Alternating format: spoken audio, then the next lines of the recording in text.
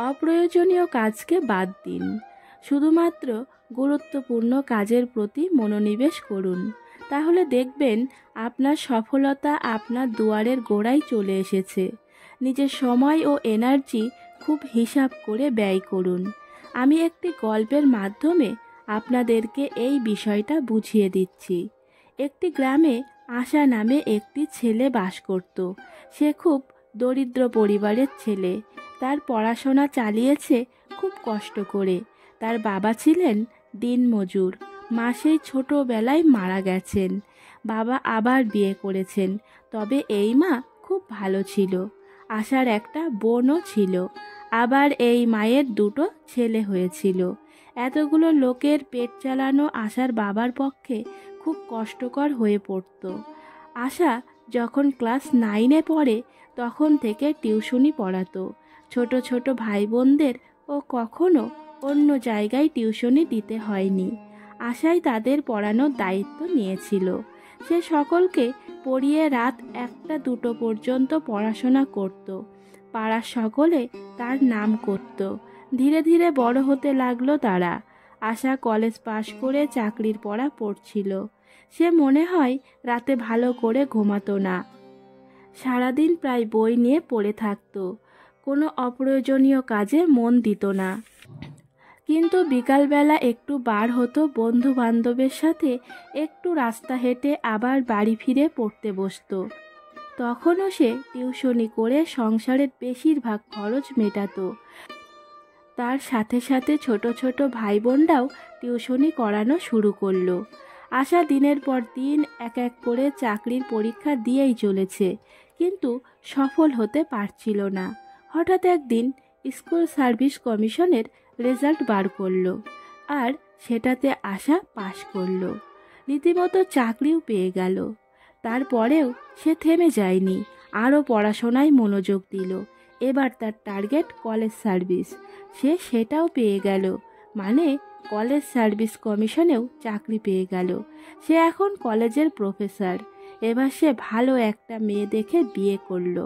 শুনলে অবাক হবেন, আশা এখনও টিউশনি করায়।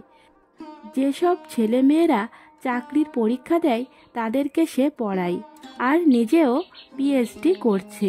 আমি হয়তো এই 2 মিনিটে আপনাদের সাথে গড় গড় করে কথাগুলো বলে দিলাম, তবে আশার সেই কাটানো দিনগুলো অতটা সহজ ছিল না। এবার আসি আশার প্রাণপ্রিয় বন্ধু আকাশের কথায়। সে ছিল বড় লোকের ছোট ছেলে। আকাশও কিন্তু পড়াশোনায় আশার থেকে ভালো ছিল। তার রোল সবসময় 10-এর মধ্যে থাকতো। কিন্তু আকাশ ছিল প্রচণ্ড আবেগপ্রবণ। সে যে মেয়েই দেখত তার জন্য পাগল হয়ে যেত। এমনকি তার পিসির মেয়ে এবং মামার মেয়েদেরও পেছনেও লাগতো। এমন হয় পিসির মেয়ের সাথে বিয়ে করেই ফেলবে। তারপর সব কিছু ঠিক হতেই আকাশই বলল, না, আমি বিয়ে করব না। এর মধ্যে আকাশ অন্য মেয়ের পেছনে পড়েছিল। এইসব কথা আপনাদের সাথে বলার কারণ হলো, আকাশ কখনোই তার সময়ের গুরুত্ব দেয়নি। সারাদিন আজে বাজে কাজ করে বেড়াতো। সে ক্লাস 9 পর্যন্ত রেজাল্ট ভালো করলেও ক্লাস 10-এর পর থেকে প্রচণ্ড রেজাল্ট খারাপ করা শুরু করে। এমনকি শুনলে অবাক হবেন, সে বিয়ে পর্যন্ত পাশ করতে পারেনি। তার জীবনে সে কোনো কাজও খুঁজে নিতে পারেনি। শেষ পর্যন্ত গ্রামের একটা মেয়ের সাথে বিয়ে করেছে, কিন্তু সে তার বউকেও একটুকু শান্তিতে থাকতে দেয় না। আকাশ তার শ্বশুরের কাছ থেকে অনেক মোটা টাকা পণ চেয়ে বসে আছে। সেটা দেবার ক্ষমতা তার শ্বশুরের নেই।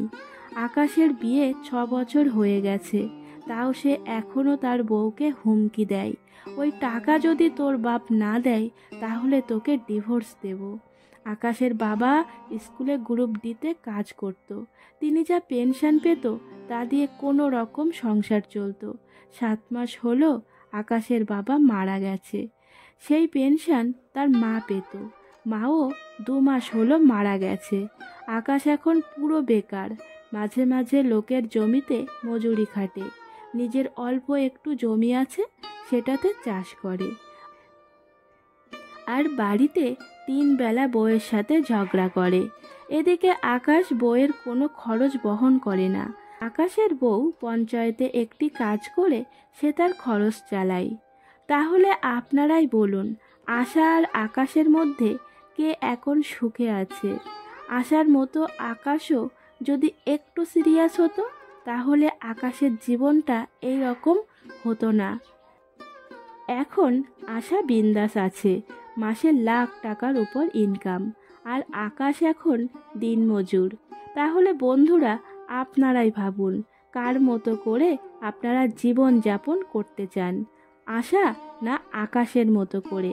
অবশ্যই কমেন্ট করে জানাবেন। আজকে এই পর্যন্তই, ধন্যবাদ।